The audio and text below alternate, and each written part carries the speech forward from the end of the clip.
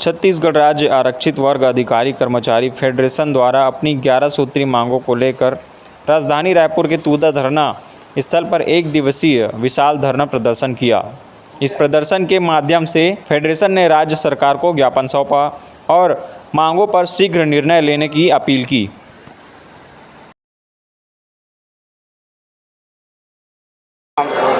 RL ध्रुव, प्रांतीय अध्यक्ष छत्तीसगढ़ राज्य विद्युत मंडल आरक्षित अधिकारी कर्मचारी संघ से आज हम संयुक्त रूप से यहाँ पर राज्यव्यापी विशाल धरना प्रदर्शन में उपस्थित हुए हैं और पूरे 33 जिला से पूरे अनुसूचित जाति जनजाति समाज के कर्मचारी अधिकारी संगठन ही नहीं बल्कि पूरे जाति संगठन समाज के पूरे संगठन यहाँ पे पार्टिसिपेट किए और विगत 3-4 सालों से हम लगातार मांग कर रहे थे, खासकर संवैधानिक मांग जिसमें प्रतिनिधित्व का अधिकार आरक्षण का मांग है वो हम लगातार करते आ रहे हैं। लेकिन पिछले अभी कुछ दिन पहले 9 तारीख को सामान्य प्रशासन विभाग ने अभी भी वो गुमराह कर रहे हैं प्रशासन को, क्योंकि हमने सुप्रीम कोर्ट के अंतरिम आदेश को लागू करने की बात कही है।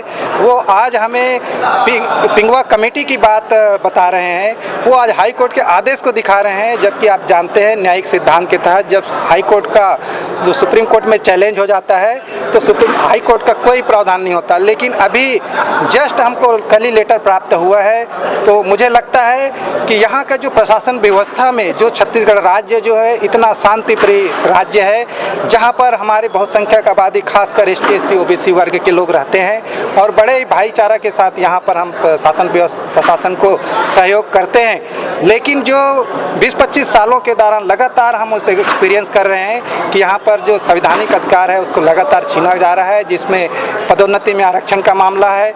आपके 5वीं अनुसूचित क्षेत्र में जो 85 जो विकास खंड है वहाँ पर पेशा कानून को लागू करने की बात है, स्थानीय भर्ती का मामला है, इवन आपका जो बच्चों का है, जो विद्यार्थियों का जो 2.5 लाख की सीमा है वो ख़त्म करना चाहिए, उसके लिए भी सरकार ने कोई विशेष प्रावधान नहीं किया। जबकि आप देखेंगे संवैधानिक रूप से क्रीमी लेयर की सीमा जो 8 लाख तक जा चुकी है, लेकिन छत्तीसगढ़ में अभी भी हम 2.5 लाख तक उसको रोक के रखे हैं। तो ऐसे बहुत सारी मांगे हैं।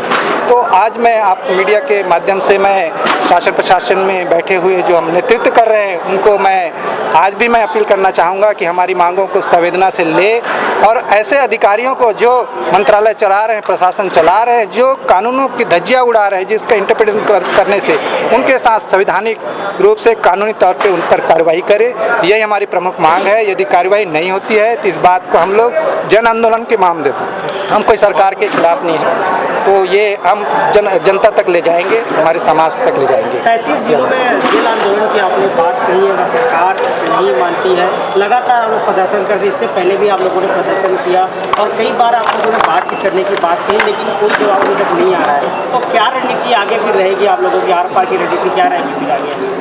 सरकार की तरफ से जवाब नहीं आ रही, ऐसा नहीं कह सकते। जैसे मैंने जिक्र किया कि वो सरकार को साथ साथ हम लोग जो यहाँ की जनता है या संगठन है उसको भी गुमराह कर रहे हैं। हमारे पास ऐसे रिकॉर्ड है जो अलग अलग कह रही है।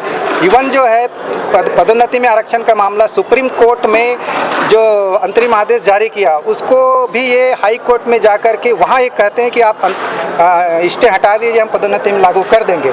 लेकिन अभी वो डिसीजन आ गया, वो सब चैलेंज हो गया, उसके बाद लागू करने कर रहे हैं। यानी चीफ जस्टिस साहब ने, हाई कोर्ट के चीफ जस्टिस ने कहा कि भाई ये सुप्रीम कोर्ट का आदेश है, क्यों लागू नहीं कर रहे? हमारे पास वीडियो रिकॉर्डिंग है, वो मीडिया में अवेलेबल है, यूट्यूब में अवेलेबल है, उसको आप देख सकते हैं। तो इस तरीके से वो जवाब दे रहे हैं। जेल भरो जो आंदोलन आपने कहा, जैसे वक्तव्य में कहा कि हम जेल भरने वाला आंदोलन शुरू करेंगे, 33 जिलों में एक साथ शुरू करेंगे, उसकी रणनीति?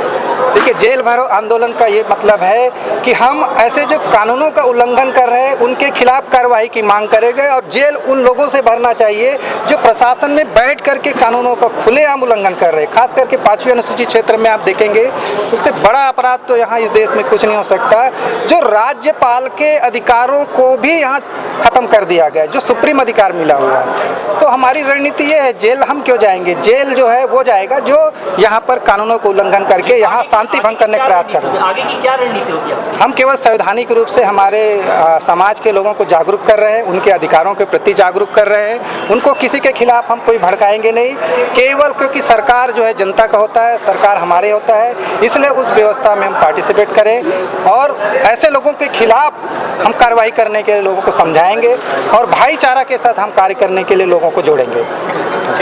आरक्षण, स्थानीय भर्ती, फर्जी जाति प्रमाण पत्र धारियों के खिलाफ कार्रवाई को लेकर अनुसूचित जाति जनजाति वर्ग के अधिकारी कर्मचारी के साथ छत्तीसगढ़ के सभी समाज आरक्षित वर्ग के इकट्ठा हुए थे। समाज में भारी आक्रोश है। हम लोग पहले लगातार सरकार से संवाद करते रहे, माननीय मुख्यमंत्री से कई मौक़ों पर मिलते रहे हैं। माननीय रामविचार नेताम जी, माननीय केदार कश्यप जी और माननीय जितने भी मंत्री विधायक हैं, सबसे हमने इस बातों को रखा है, लेकिन हमारी बातों को गंभीरता से सरकार नहीं ले रही है। इस कारण हमको मजबूरी में आज समाज को इकट्ठा करना पड़ा। आज 50,000 की तादाद में समाज के लोग इकट्ठा हुए और अपने हक अधिकार को पाने के लिए यदि सरकार हमारी बातों को आज अनसुनी करेगी तो भविष्य में इस आंदोलन का विस्तार होगा और ये विस्तार जो है रेल रोको आंदोलन तक भी पहुंच सकता है, मतलब बड़ा विस्तार होने वाला है। इसलिए हम आपके माध्यम से, चैनल के माध्यम से कहना चाहेंगे कि हमारी मांगों को सरकार मान ले। जी, मुख्यमंत्री जी आपके ही वहीं से आते हैं, आपके वर्ग से आते हैं, क्या कारण है कि जो अभी वो खुद ही अपनी पीड़ा नहीं पहचान पा रहे? माननीय मुख्यमंत्री जी से जब भी मिले तब उन्होंने बड़े ही संवेदना व्यक्त करते हुए कहा कि हम आपकी मांगों को तत्काल पूरा करेंगे,